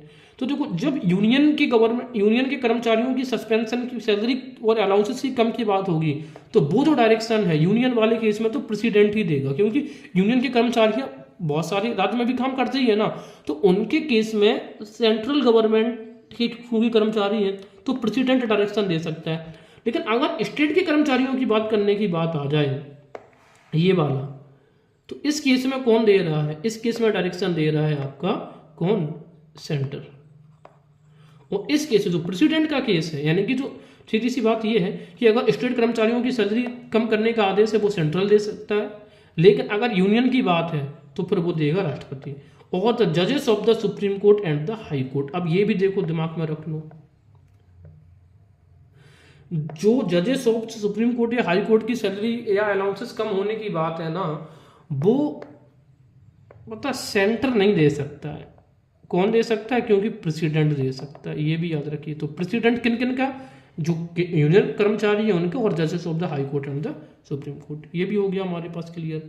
अभी तक कोई फाइनेंशियल इमरजेंसी हमारी नहीं लगी है, ये चीज़ हो गई है। अब एक बार हम थोड़ा सा क्या देख लेते हैं, इनमें थोड़ा जो है ये देखते हैं। देखो, प्रोक्लेम कब करी जा सकती है? When the security of India और a part of its threatened by war. ठीक है, ये हो सकता है, यानी कि भारत पे कोई भी आपदा हो उससे पहले भी ये कर सकते हैं, बस थ्रेट हमें पता चल जाए। अगर किसी एक हिस्से में हो सकती है, फिर पूरे देश में भी हो सकती है। ये सिर्फ एक स्टेट में हो सकती है। कब हो सकती है? जब कॉन्स्टिट्यूशन मशीनरी फेल हो जाए या फिर स्टेट डायरेक्शंस नहीं मानता है सेंट्रल का। ये आर्टिकल 356 है, ये आर्टिकल का आर्टिकल 365 है। इसके अलावा इसको अप्रूवल का है। अप्रूवल की अगर हम बात करेंगे तो ये देख लो 16 इनफाइनाइट और 263 वाला केस हमारे सामने। 1 महीने में अप्रूव होना चाहिए इसका प्रोक्लेमेशन पार्लियामेंट में, हर 6 महीने में रिपीट होता है, अनिश्चित काल तक चलेगा। इसका प्रोक्लेमेशन 2 महीने में होना चाहिए, हर 6 महीने में रिपीट होता, मैक्सिमम 3 साल तक होगा। लेकिन जनरली तो ये 1 साल तक कर सकते हैं, लेकिन अगर आपको 1 से ज़्यादा करना है तो फिर 44th कॉन्स्टिट्यूशनल अमेंडमेंट में से कहा गया है कि 2 केस में हो सकता है। पहला केस तो यही है कि अगर देश में इमरजेंसी अप्लाई हो तो नेशनल इमरजेंसी, और दूसरा है कि यहाँ पे जो इलेक्शन कमीशनर होता है उनको सर्टिफाई करना पड़ेगा कि उस स्टेट में इलेक्शन करवाने में डिफिकल्टी आ रही है। ये हो गया। इसके अलावा यहाँ पर क्या होता है, स्टेट गवर्नमेंट पे क्या फोकस पड़ता है, यहाँ पे हमें पता है कि कंकरेंट पावर्स मिल जाती हैं किसको? पार्लियामेंट को। ठीक है, यानी कि कंकरेंट पावर्स का मतलब क्या, स्टेट तो कानून बना सकता है, अब राज्य भी सेंट्रल भी कानून बना सकता है ऑन स्टेट लिस्ट। जबकि यहाँ पर क्या होता है, पूरी पावर सेंट्रल के पास चली जाती हैं, स्टेट्स के पास पावर नहीं होती है। स्टेट एग्जीक्यूटिव डिसमिस हो जाती है, सस्पेंड हो जाती है, जबकि यहाँ पर स्टेट लेजिस्लेचर ना तो डिसमिस हो सकती है ना ही सस्पेंड हो सकती है। दूसरी बात है, यहाँ पे जो पार्लियामेंट लॉ बनाती है वो कोटरमिनस होते हैं, यानी कि इमरजेंसी खत्म लॉ खत्म, लेकिन यहाँ पर ऐसा नहीं होता है। प्रेसिडेंट का रूल तो खत्म हो जाएगा, लेकिन पार्लियामेंट के द्वारा बनाया गया लॉ चलता रहेगा जब तक कि उसको वहाँ की स्टेट लेजिस्लेचर उसको खत्म ना कर दे। इसके अलावा इसका कोई मैक्सिमम पीरियड नहीं है इसका, जबकि मैक्सिमम पीरियड 3 ईयर से पहले ऊपर डिस्कस किया है।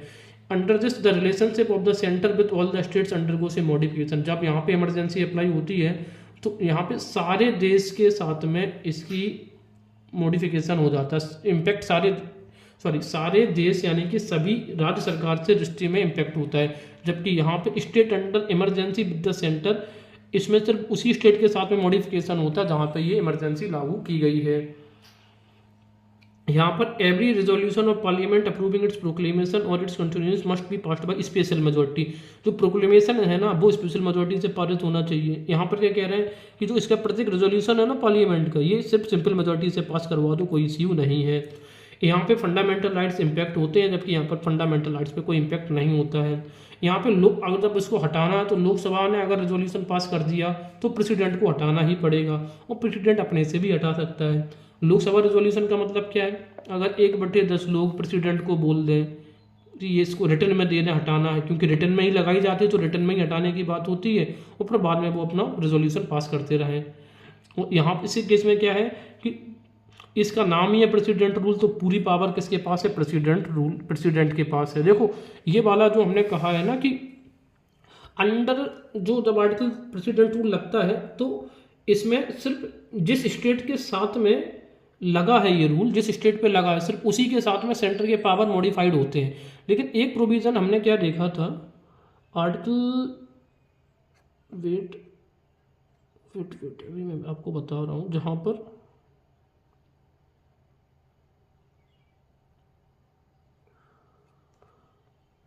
आर्टिकल 356 यही था ना,